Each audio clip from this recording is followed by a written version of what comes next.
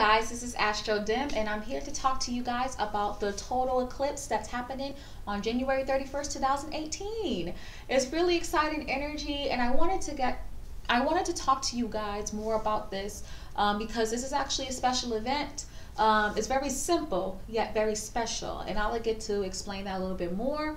And I'm also going to explain the significance of this happening in Leo moon in Aquarius sun, and how this will affect your life and how you can take full advantage of this energy. Okay, so let's get started. So with a total eclipse or an eclipse in general, it can only happen during the full moon. And so what usually happens is the moon is actually lined up to the ecliptic plane of the earth. And the ecliptic plane basically is when the earth's invisible line on how it goes around the sun. And so when the moon actually hits that direct area precisely, that's basically the full moon. And so you know the moon moves fast, so you can actually see it happening slowly, and so you'll see the moon fully dark and then get light again. So it's a pretty cool thing to actually visually see, and it's yeah, it's pretty awesome. I actually was able to experience this, I believe, in 2015. I think that eclipse was around August, September-ish, and it was an awesome sight to see. So I definitely, if you guys can see it, I suggest you go ahead and see it yourself. Now, how it is visually, I know this is not going to be really that helpful, but try to imagine, try to use your 12th house here, okay? So the Earth's in the middle, the moon's right here, and the sun is right here. And so you can see that the sun and the Earth's vision, the sun is opposite of the moon, which usually creates a full moon. Now the thing is, in the sky, usually it's not perfectly lined up. The moon could be over here, Earth could be right here, and the sun could be right there. You know what I mean? So it's not going to be perfectly lined up. And because of that, that kind of shows you the difference between the three different eclipses, which is penumbral, I believe. I might be pronouncing that incorrectly. Partial and total eclipse. This is going to be a total eclipse. So that means that in the sky, the Earth, moon, and sun is actually perfectly lined up. And so you're going to see the moon fully become light, then dark, then light again. Right? And usually when it comes to like partial, penumbral eclipse, or penumbral, I don't know, I always pronounce this word wrong. Usually the moon is near the ecliptic of the Earth going around the sun. It's just a little up or a little down, so it looks like only partially, it's only partially eclipting, if that makes sense, or it's partially dark. So yeah, that's my explanation for that when it comes to the technical astronomical sense of the eclipse. But I would love to talk more about the actual astrological sense of the eclipse, because I think this will be very helpful for you guys. It's actually pretty simple. Like I said before, right? The Earth's right here, the moon's right here, and the sun's right here. So what does that look like? The sun is opposite of the moon. And if you're into astrology, you know what opposites mean. It's basically when a sign is six signs away from another sign. So the sun will be in Aquarius, the Earth's right here, and the moon will be in Leo when it comes to the universe and where the constellations are at. So that means that as you know, the moon is basically our innermost, deepest feelings, while the sun is what we identify as and how we react to things. And so because they're opposite, you know, if we use the word, the meaning of opposite literally, it's, you know, two different things going two different ways maybe. You know, deep down inside, you feel one way, but you're reacting and identifying with in another way. All right, Leo and Aquarius are opposite signs, of course. It makes the most sense, right?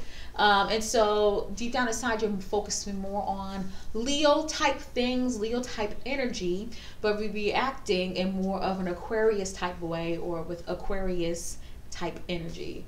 if that makes sense. Now, does that mean are you a Leo or you're Aquarius? No, it doesn't. But the thing is, these signs represent different parts of our lives.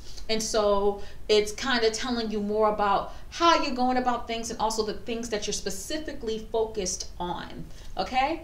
Hopefully that makes a lot of sense to you guys, because of course, like, there's going to be times where you act more similar to an Aries, even though you have no signs or planets in your Aries chart or anything like that. It's because of the energies that the universe is given, and it might push you to not be an Aries, but focus more on stuff that Aries usually focus on, if that makes sense, right? So to kind of bring it all together, the difference between a full moon and the eclipse astronomically is basically where it's positioned.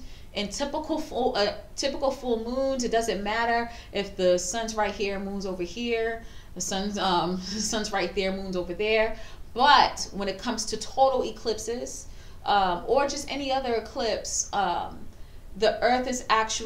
moon is actually matched with the earth, and they're lined up with the earth and the sun. The moon might be a little bit up, a little bit more down. But when it's actually matching up perfectly, that's the total eclipse, which is what we're going to be experiencing on the 31st. And but see, as you know, it's at the end of the day, it's still a full moon. So when it comes to the astrological meaning and astrological understanding of a full moon, that's what the total eclipse is. At the end of the day, it's just a full moon. But it's not just a full moon. I shouldn't say that. It's actually a full moon in which the energies are prolonged to 6 to 8 weeks. And it's because of all the energy that is flowing, because the sun, moon, and earth are perfectly or almost perfectly aligned.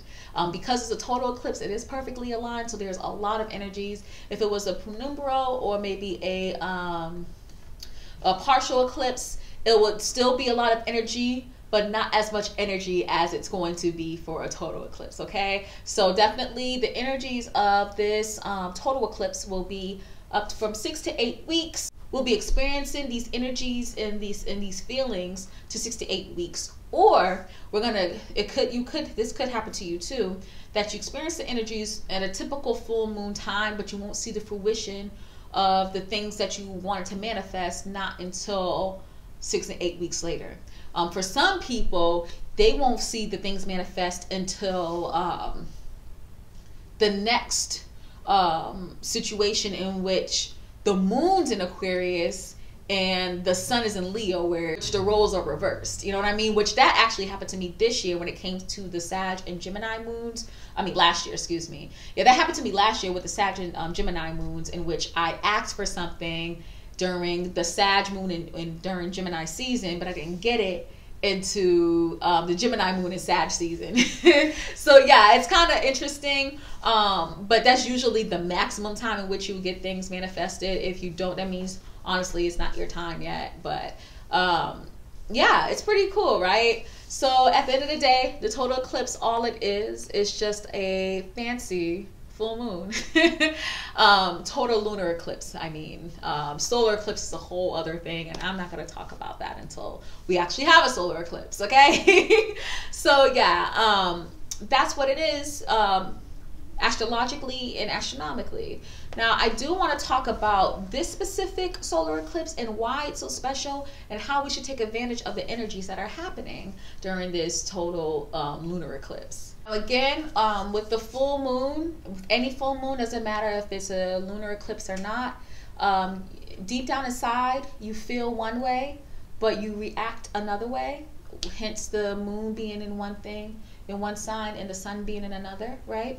So I feel that the full moon represents a point of maturity. And it's not like this big, huge point of maturity. Maybe a total eclipse can be. It might be just small, extremely small, incremental points of it. But it's definitely something worth talking about for sure. So during a full moon, again, like I said before, you feel one way, which is representative of the moon, but you react in another way, which is representative of the sun, right?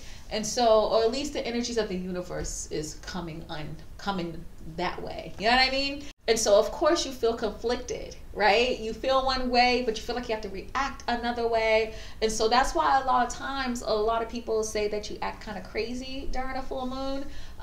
It's because of that conflict, and you feel like you have to express and let out and do something. You know what I mean? Either express and be more sun-like, or be emotional and be more moon-like. And at the moment in the universe, they're on opposite sides, so they're not kind of coming together. When moon and sun are like right next to each other, they're conjuncting. And so usually during the new moon, people love how they feel during the new moon. They feel like it's a new beginning, which makes sense. But then because you know what you're feeling and how you react, they're like syncing, because the sun and the moon are like literally right on each other, right? And so a new moon is kind of showing more of a new beginning.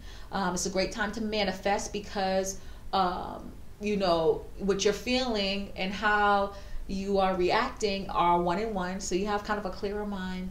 But during a full moon, that means that, okay, there needs to be a change. We need to release, because I'm obviously how I'm reacting is not going well with how I'm feeling. So what I need to do is find a way to release some things, so by the time the new moon comes in, I can manifest.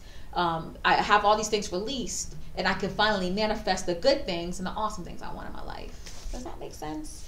Yeah, so that's why I kind of see it as a point of maturity, because it's kind of like you finally realize you need to break out of the shell, and you actually doing something about it by releasing. And the new moon comes, and then you can finally manifest some awesome new cool things for that new beginning. And the new beginning, it doesn't again have to be this huge new beginning. It could be small incremental maturities, smaller incremental new beginnings, but it leads to something huge and beautiful.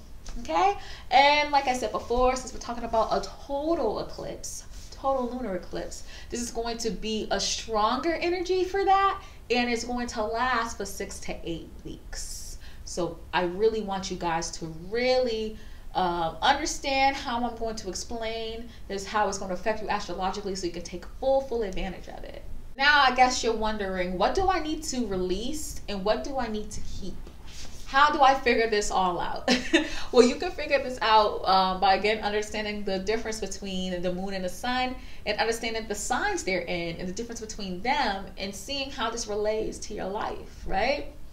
And so the moon, again, represents emotions. The moon will be in Leo. And the sun represents how you react and what you identify with. And the sun will be in Aquarius. Now with Aquarius, it represents friends, acquaintanceships. And when I say friends and acquaintance, it's like they're actually different. You have, of course, the acquaintances, the people that you say hi to, make sure they're good, blah, blah, blah. And then your friends, but not your close friends. I feel like your best friends, people that your true ride or dies, like true ride or dies, that's more 7th house. But your friends that you really care about, and then your acquaintances, I feel they're more 11th house, okay? Aquarius also represents non-immediate family members too, which could be like acquaintances. Of course, we have our cousins, aunts, and uncles that we're super close to, but it's usually they're not as close as how you are to your immediate family, like your siblings, your children, even your nieces and nephews, grandparents. I will include in the immediate family, as well as parents. But the aunts, uncles, and cousins and greats and stuff like that, in-laws, they will be more of your 11th house too. The 11th house can also represent technology and long-term goals, because the reason why I say long-term goals is because the 11th house is a great representation of how you want the world to recognize you as, and what the world actually recognize you as. It's kind of like both at the same time, because of course we have a lot of control and free will, so we can figure out and manipulate how the world sees us. But if we were to just not do anything, it represents how the world sees us just naturally, you know what I mean, and how we are recognized within the universe and recognized through society. So great, if I just were to give the 11th house just one word, I would say it represents the society, you know what I mean. I feel like, of course, you and your family's a part of society, but y'all have your own society within each other. We're talking about the outsiders, whoever's outside your family. You know what I mean? How they recognize you, how you want them to recognize you, how you want to be seen. And it's a little bit different from the 10th house because the 10th house is directly how are you recognized, i.e. your career, i.e. like certain little hobbies, but 11th house is a little bit, you have a little bit more control with that, if that makes sense. So it's basically how society sees you, and basically how you want to be seen by society. And this goes with your friends, how your friends see you, how you want to be seen by your friends, acquaintances, excuse me, goodness. And then also non-family members, and you know, things like that. Leo represents gifts, talents, and how you express yourself generally. It also can reflect short romances and dating. And it can represent your children too. And so when you think about the 11th house versus the 5th house, right? In the 5th house, you're actually giving the world children, giving the world your talents, giving your world your expression. And then the 11th house is the opposite, and the 11th house represents how they receive it. And of course, there'll be two people giving the same thing, but because they're given it different ways, society receives one person's expression one way, and the society represents the other person's expression the other way. You know what I mean? And so when you see both the Leo and Aquarius energy, you can see how they're opposite. Again, Leo represents self-expression, your talents, what you give to the world, while the Aquarius energy represents how the world perceives what you give to the world. And again, your friendships and your circle, your acquaintanceships, your network is all about that, because that's your miniature society, that's your world. Does that make sense? At the end of the day, Aquarius represents what you take from the world and what you give to the world. And again, the co-ruler of Leo is the sun. So as I mentioned before, sun is your identity, how you react, and generally just how you see yourself. So with all that being said, you know, for most people, this total eclipse is going to be represented this way. Your identity, or what you feel your identity is, and how you are reacting to things is very Aquarius based. No, you're not an Aquarius, but it's Aquarius based, meaning that you're too focused on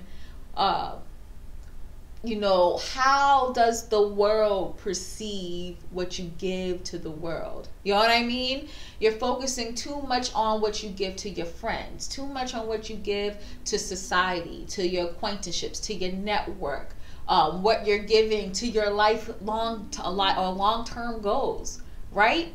And you're just focused on like, how are they perceiving what I'm giving? How are they perceiving what I'm getting? That you actually lost track to what the moon is representing, which is, you know, this Leo moon, your expression, your talents, the thing that you're actually giving to the world. You're so focused on how the world's perceiving what you're giving that you lost track on what you're actually giving. So you need to kind of go back to the drawing board and see like, okay, what is my talent? What am I doing with it? Let me hone it, get back to it, understand why I'm using this talent to express myself. Understand, oh, and it doesn't have to be a talent. It could just be just expressing yourself in general. Like, how am I expressing myself? What can I do to what I'm actually like what can I do to the actual expression, or to the emotions attached to expression, to the desire that's attached to the expression? You have to go back to what you're actually doing and focus less on how other people and how society are perceiving what you're doing. You get what I'm saying? And so that's in general, depending on your chart, on where the moon and sun is, house-wise in your chart will show exactly where in your life this is important. So for me, I'll give myself as an example. Aquarius is in my first house, and the moon is in my 7th house, right? So I would kind of interpret it this way, that I'm too focused on how society is perceiving myself, my appearance, like basically what people see me, what people perceive me as. I'm too focused on how society perceives me as myself, because the first house represents yourself. But the moon, right? The moon is in my 7th house, and the moon is your emotions. What I need to be focused on is my emotional connection to how I express myself on one-on-one relationships. Now, the relationships doesn't have to be romantic. It could be platonic as well. The universe is basically telling me that I need to focus on how I express myself in one-on-one situations instead of what the world perceives me as myself. You know what I mean? Basically, in this situation, I will learn more about myself and how I express myself in one-on-one situations. And then when I focus on how I am on one-on-one situations, it will help me understand how the world perceives me. And when I do focus on how I am on just how I express myself in one-on-one situations, I will express myself better in one-on-one situations, of course. And then it will change the perception of society. And they're like, you know what? You know, she's different. She's changing. And so it kind of goes hand in hand. Like, I'm so worried about how people perceive my outer self and how my personality. But if I just sit back and focus on how I express myself in one-on-one situations, every single one-on-one relationship, one-on-one situation that I have, people are going to start perceiving me differently. And they're going to be like, you know what? I thought this about her, but actually she's more like this. You know what I'm saying? So that's how it is personally for me. And actually that is it's funny because I actually thought of this on the fly on using myself as an example, and it's actually pretty accurate.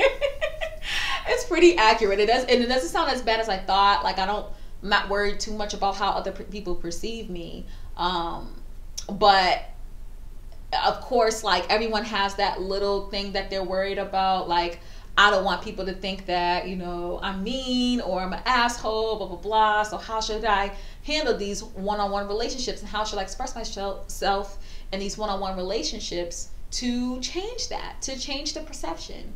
You know what I mean? So it's so interesting. I kind of caught myself off guard, kind of interpreted that, because it's pretty accurate. I'm not going to get too deep into it, but it makes so much sense. Depending on where the transit sun and the transit moon is in your chart, it can basically tell you what exactly is going on. So again, since I am a 1st house Aquarius, that means the sun is going to be in Aquarius, and since I am a 7th house Leo, that means the moon's going to be in Leo, in the 7th house. And so that's how it's actually working out for me. Just in case I didn't mention it too, 7th house represents one-on-one relationships you have with someone, and it could be romantic. Mostly people talk about it romantically, but it could also be platonic, and it could also be adversaries too. So be watchful of that as well.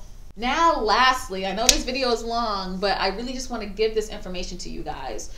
The thing that makes each Aquarius total eclipse different is basically how the rest of the planets are, and the aspects to the moon and sun have to these rest of these planets. So let's look at some of these conjunctions and trines and sextiles and oppositions and see how it's actually going to be affecting this total eclipse, and see how it affects your life too. The first one I want to talk about is a couple actually that I'm going to mix all in together. The sun is conjunct Venus and Mercury, while the moon is opposite Venus and Mercury.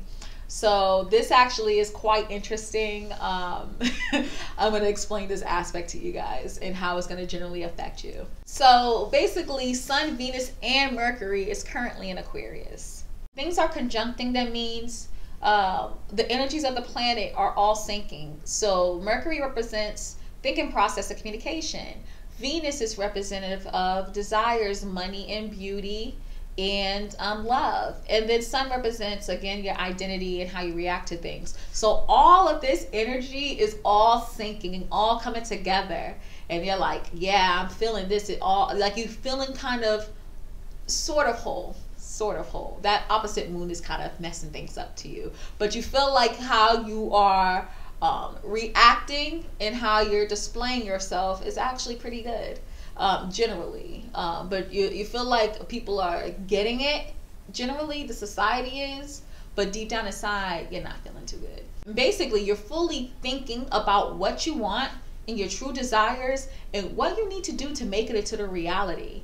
You're fully using that Mercurial energy and Venus energy to think of all this luxury, awesome, bomb things that you want. And it doesn't have to be luxury. It just could be anything that you want. You're thinking about all the things that you want in life. And then the sun, you're really truly identifying with it, but you're really trying to get to, how can I make this happen? How can I push this forward? Again, because this is all in Aquarius, this is kind of focusing on, you know, friendships, networking, non-immediate family, long-term goals, and things like that. So you're thinking about how you're communicating with these people, how they identify with you, and how you identify with them, as well as what you desire from them. However, since the moon is actually opposite, this is not really what you want to focus on.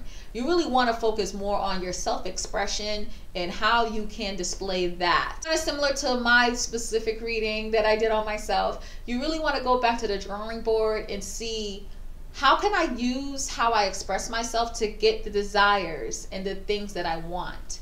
You know what I mean? Kind of pairing up this Sun and Venus energy up a little bit. You know what I mean? You're doing all the things, you're figuring out what you want in life and kind of synthesizing it with the sun conjunctions. But with the moon being opposite, you're very doubtful that it's actually going to really make you happy. You're really trying to figure out, what can I do to really make myself happy? What talent should I implement? What how should I express myself to get these things that I want? And will it really make me happy? You know what I mean? This is a good time for you to kind of self-reflect and realize what things you need to really focus on to get those desires, and actually, will those desires really make you happy? Interesting thing too is that South Node is actually conjuncting this too. So you're kind of reverting back to what you're used to. But the thing is, the moon is also conjuncting, is opposite, and the moon is conjuncting North Node. So what you really need to focus on more is your life path, what you need to do in this life to be happy, and your actual destiny. And once you start focusing on that, you will be emotionally fulfilled then. With moon actually conjuncting the North Node too, those are two extremely karmic planets or positions. So this is actually a real showstopper, something that's really going to be a changer in your life, a kind of an event that kind of marks a spark or a change that's going to happen within your life. So this is something that you really need to take advantage of. Definitely take advantage of these energies so you can kind of turn your life to the right direction if you want to. Also, with this conjunction, the North Node and the moon, you're not only thinking about the current situation in the near future, you're thinking about far, far future, and even after death, if you believe in afterlife in the spiritual world. Another thing that's happening too is Sun is square Mars, and also moon is square Mars, but in different directions, which is pretty interesting. So with this energy, you're focusing on not only your self-expression, but how other people perceive it, of course, because it's this Leo versus Aquarius energy. But since it's squaring Jupiter, which is representative of abundance, higher learning, that type of stuff, the energy is going to come in slower than you want. The abundance is not going to be as readily available, and it's going to be something that you really need to work hard within yourself to finally get through it. So like, remember how I said before that the total lunar eclipse, usually the energy lasts between 6 and 8 weeks. So most likely you're going to be kind of feeling that energy, that Sun and Moon square Jupiter. You're going to be feeling that energy. Usually Jupiter provides abundance and gifts very early, but it's not in this situation. Since the Sun and Moon is squaring Jupiter, it's actually going to slow things down so you can focus a little bit more on your self-expression and your talents, and also how people perceive you and perceive those expressions and talents that you have. The thing is too is that again, the Sun is in Aquarius, the Moon is in Leo, and that makes Jupiter in Scorpio. With Jupiter in Scorpio, there's a great abundance and an understanding more readiness to learn about Scorpio type energy, which is death, the taboo things like occult and divination, as well as shared income and just other people's money. Now, because again, Jupiter is square the sun and moon, you can't get that type of stuff. You can't focus on that type of stuff to get where you need to get when it comes to your self-expression and how other people perceive it. So no divination is going to help you with this. No, other people's money is not going to help you with this. Nothing that is of Scorpio energy is really going to help you with this, right? You need to figure this out from within. You need to be more intuitive. You need to understand, have a better understanding of your emotions and be more logical. Use what's around you currently. So if you always use tarot to kind of figure things out, that might work for you. But if you're just getting into tarot and now you want to get a tarot reading or look into astrology or do any other divination to help you figure this self-expression and how other people perceive it, this whole thing out, it's not going to work, because you haven't been using it before. You need to use what you have currently around you. And honestly, I wouldn't even use divination if I've been using it for a while. Honestly, I think what you need to do is use yourself. Use your intuition. Your body is, you don't need, these divination things are tools, right? And they're very helpful, but you actually don't need it. You can use yourself. Use prayer, use meditation, talk to God yourself, talk to your angels yourself, talk to whatever higher being you believe in yourself. And you'll be able to figure things out when it comes to this Aquarius and Leo type energy, when it comes to self-expression and how people perceive you. You can figure this out yourself. You don't need the tools technically. They're just there because they're helpful. Because of situations like this, it kind of helps you with the self-realization that you need to work on these things, but it won't exactly help you work on these things. You need to work on them yourself. Get what I'm saying? So that's another thing. And then this one last aspect is actually sextile Mars, and Moon is actually trine Mars. So these are actually good placements, and it's just kind of signifying how you are pushing forward into your drive and your passions on kind of understanding your self-expression and understanding how other people perceive you as well. It's kind of cool because currently Aquarius and Leo are both fixed signs, and then Mars is a mutable sign. So you're realizing emotionally and personally, you need to stay put and just figure out things in your head. Figure out the plan, figure out your emotions, figure out your passions before you move forward. And then Mars is actually, since it's mutable, it's helping you think about things. It's kind of pushing you, because mutable energy is kind of like the change energy. When you see it in a calendar, mutable signs always fall when the seasons change. So it's helping you realizing that you need to change, and it's pushing you forward. But the sun and moon being in Aquarius and Leo, it's kind of making you realize that you need to kind of stay put and think things through before you actually start planning. And so when Moon is in Virgo or any other mutable sign, and when we are out of Aquarius season into Pisces, which is a mutable sign, we can start pushing things forward afterwards. But this Sagittarius Mars is slightly pushing things forward, because it's making you kind of realize that you need to stay put and figure out how you identify yourself, how you express yourself, and also your emotional connections to your self-expression and your emotional connections on how people receive these things as well. Again, it's a good time to reflect, pause, and kind of understand more, kind of dive deeper more into the passions that you have within your life and how you can kind of push them forward to society. But yeah, that's all I have. I know this is a long ass video, y'all, but I really wanted to push these ideas forward.